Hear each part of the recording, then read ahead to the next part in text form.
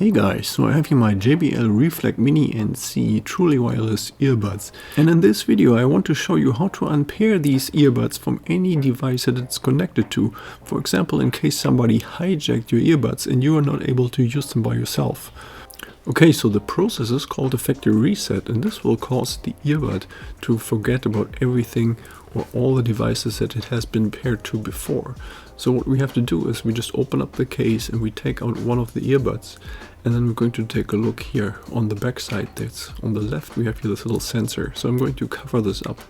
Alternatively, you can also just put the earbud into your ear and do it then. So now what I'm going to do is I'm going to tap the sensor twice, and afterwards I'm going to hold it until the earbuds are going to shut down.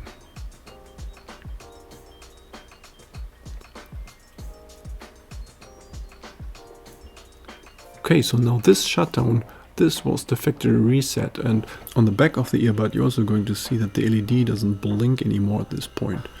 And now in order to restart the earbud, we're going to place this into the charging case.